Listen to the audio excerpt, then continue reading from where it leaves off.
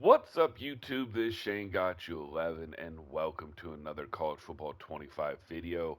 If you're not a subscriber, hit that subscribe button so you're notified for future tips during the College Football 25 year. Plus, every patch note will be dropped on this channel.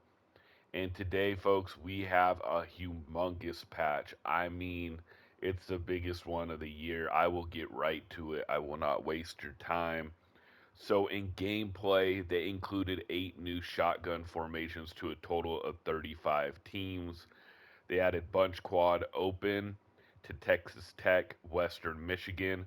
They added Deuce Twins over to Buffalo and Toledo. They added slot F wing to NC State Liberty. They added split pro far to NC State Liberty. They added split pro near to NC State, and they added tight Y off flex to Florida, wing HB close to Indiana and Minnesota, and wing slot over to Texas A&M and Kansas State. They also added tuning and logic enhancements to pursuit angles, which will make it so you can't just run around and they dumb out, which is a big win right here. They reduce frequency of broken tackles from trailing defenders. As you know, for people who have been playing, there's a lot of broken tackles. They are saying that they have fixed this frequency of broken tackles. Let me know in the comment section if they have. They fixed instances of rare broken play bugs.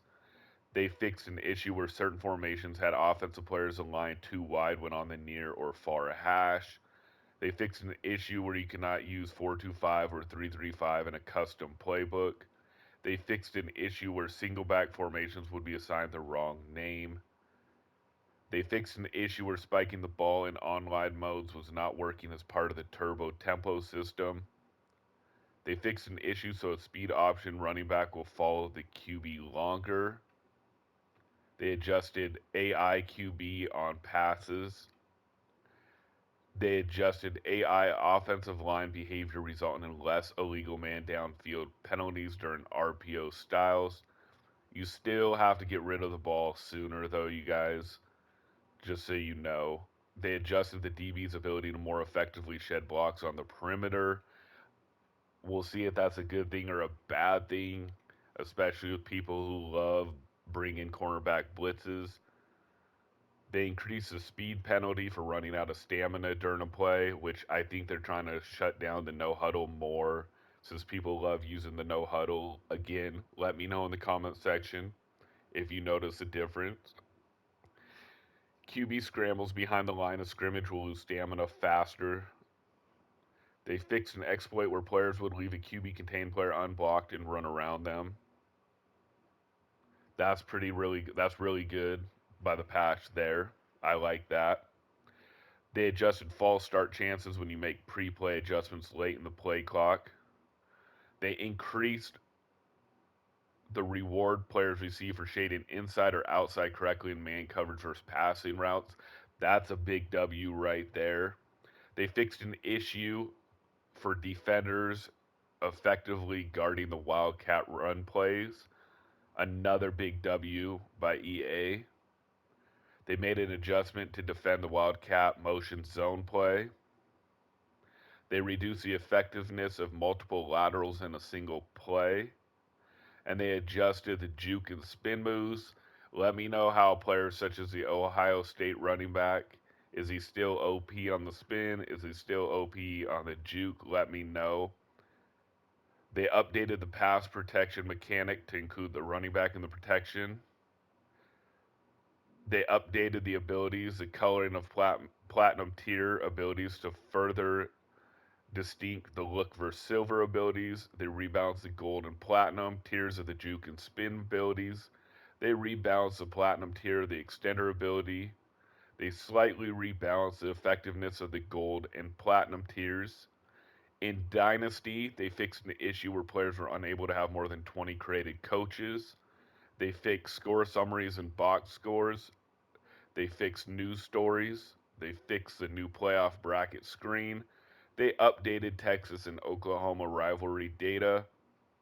They fixed an issue where wear and tear did not recover for FCS teams, resulting in a high number of FCS teams' injuries during gameplay. They reduced dynamic attendance penalties for playing FCS teams. They retuned the toughest places to play formula to reduce the impact that large stadiums have on places to play.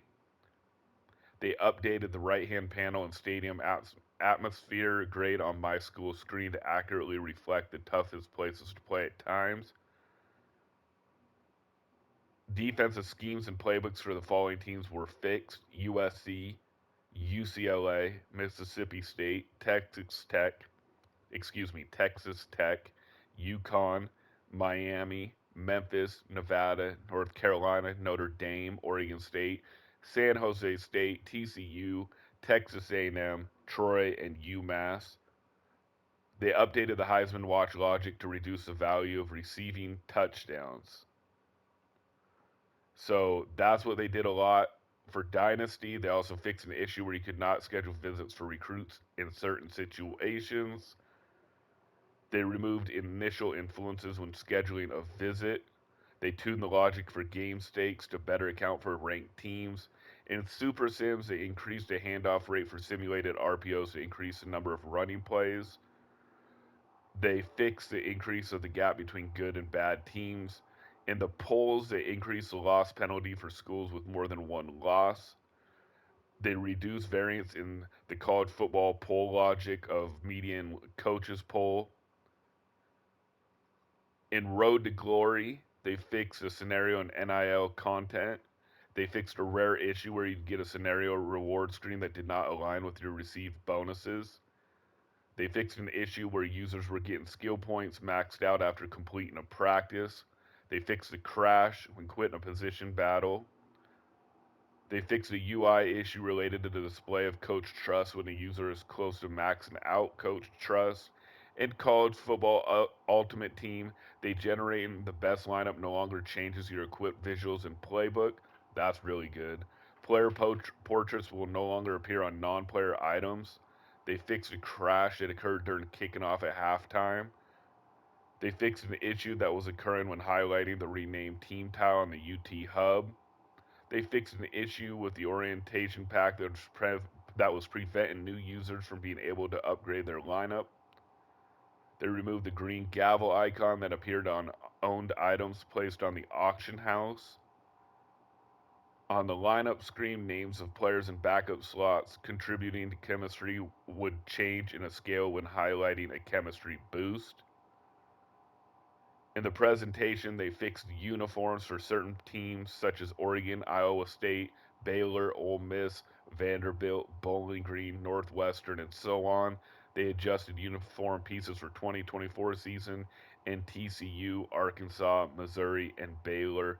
They have fixed the following stadiums in Holiday Bowl, Texas State, Kansas, Kanawha State, Oklahoma State, Wake Forest, UL, Monroe, Nebraska. They also fixed an issue where the USC mascot would disappear. And in Road to CFP, they did tier rebalancing and reconstruction, changing the format from 3 tiers to 5 tiers.